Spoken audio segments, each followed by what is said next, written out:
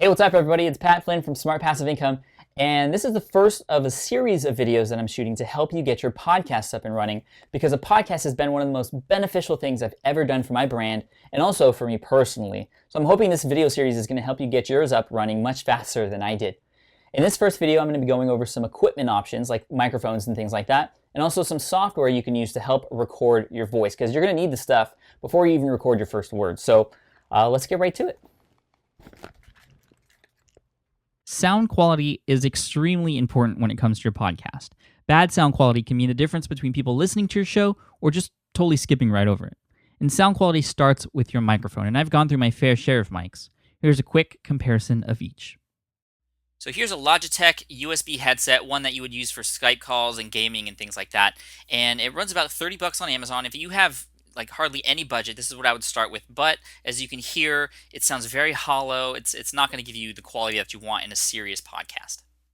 Okay, so now you're looking at the Blue Snowflake, a nice little compact USB mic, runs about $46 on Amazon. It really fits in your pocket, and it sounds really decent for the price. And this is a great starter mic, but again, it picks up a lot of echo, a lot of room noise, and I think about upgrading to a more professional mic if you're serious.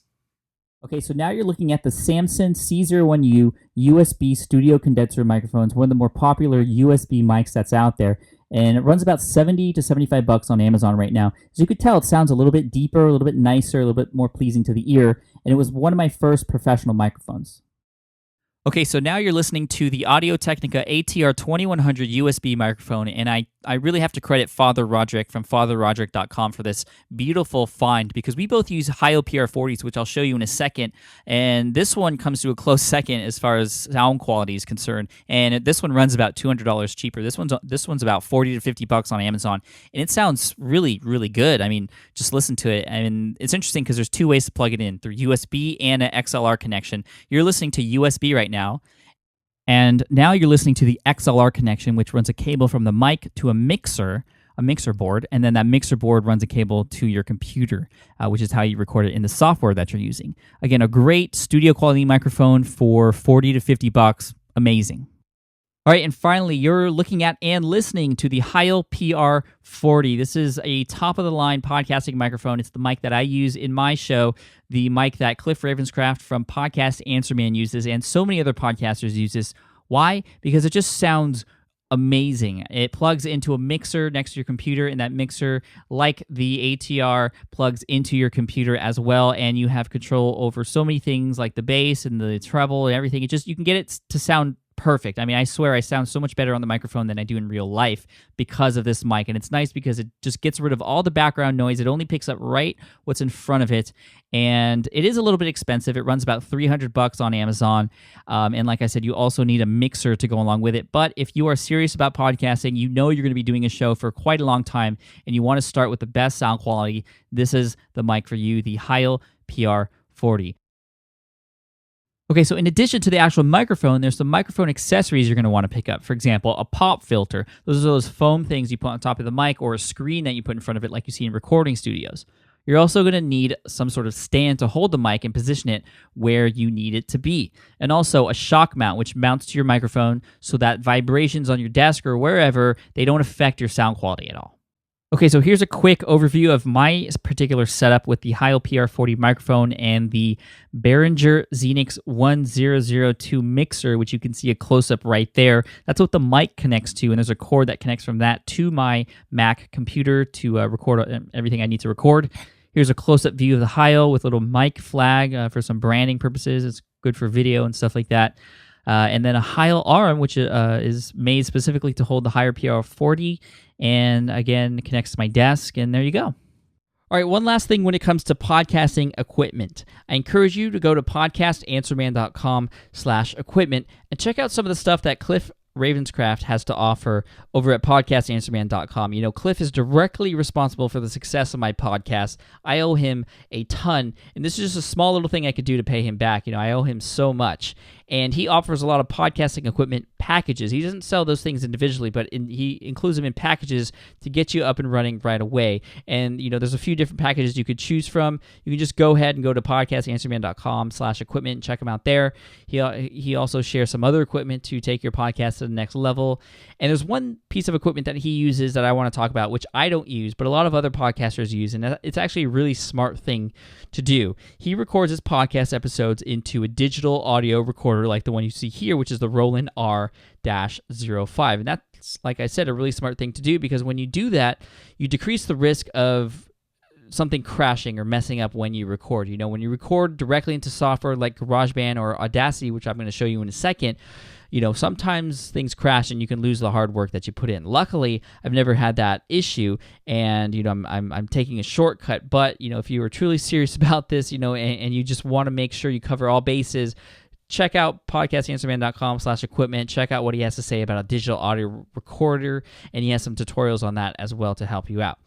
So now let's talk about some software. Now, since I work on a Mac computer, I'm going to talk about the Mac software that I use first. Then I'm going to talk about the PC Windows stuff in just a second. Now, you're actually looking at GarageBand, which I use to record, edit, and also export as an MP3 file all of my episodes, and it's great. It's so user-friendly, really easy to use, just drag and drop. I can easily slice and dice and move things around. It's fantastic. I use it for everything when it comes to my podcasts. Now, if you're on a PC, or you just don't mesh well with GarageBand, you've used it and you don't like it, you can try Audacity. You can get that at audacity.sourceforge.net, and it's absolutely free. It's free software you can use to edit, record, and do all types of things. Import, your jingles and your intros and your outros, and also interviews, which I'll talk about how to do in a second. Totally free. It's great to use. Test it out if you want. Again, that's if GarageBand doesn't work for you and you're on a Mac, or if you're on a PC. Free. You can't go wrong with that. Now, one thing I love to do as a podcaster, and I know a lot of other podcasters love to do, is we like to bring guests on a show. It's a great way to add some new flavor to the content that you have, and also to introduce someone new and cool to your audience. And there's no better way to bring a guest onto your podcast than to record a Skype conversation. Now, unfortunately, Skype doesn't have its own built-in recording software, so you have to get that from a third party somewhere. And if you're on a Mac, this is the place to get it. Ecamm with 2Ms.com, and there you can get Call Recorder for Skype. You can download a free demo if you want, or you can buy it for $19.95, really cheap for what it is if you're going to have a lot of guests on your show. It works really easily. So let me just give you a quick demonstration, hypothetical demonstration. Say I'm on a conversation here with Corbett Barr. We're doing an interview or something. I'm not going to disturb him. It says do not disturb, so I'm not going to do that right now. But if we were having a conversation, I could record it. I can just pull up my call recorder window here, press the record button, boom, it would be recording. I can push stop at any time. It would actually take that conversation and turn it into a .mov file, movie file. And the reason for that is because you can also record Skype conversations through video. If you have a video conference, you can record that as well. Now, if you're doing an audio, you can actually pull up this convert to MP3 software that comes with Call Recorder for Skype. You can drag that movie file onto here, and it'll turn it into an MP3, which you can then drag and drop into GarageBand or import into Audacity. It's super easy to use. What I also love about this software is also comes with this thing called split size of conversation. So I can take that MOV file, put it in here, and then it'll give me two files, one of Corbett's side of the conversation and one of mine. So in case one of our levels is off, we can adjust it without having to worry about messing up the other one. So that's fantastic.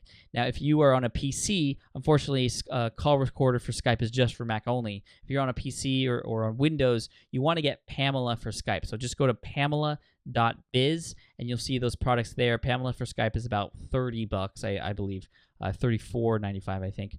And again, it works similar to Call Recorder for Skype for Mac. So that's it. And that's the software that I use to edit, record, and export, and just build my show. That's how I produce my show. Earlier, you saw some of the different microphone options, my whole, library of microphones, and you can choose the one that's best for you based on your budget. And yeah, that's it. So I'll see you in video number 2, where I'm actually going to be talking about recording your first episode and editing it. So I'll see you there.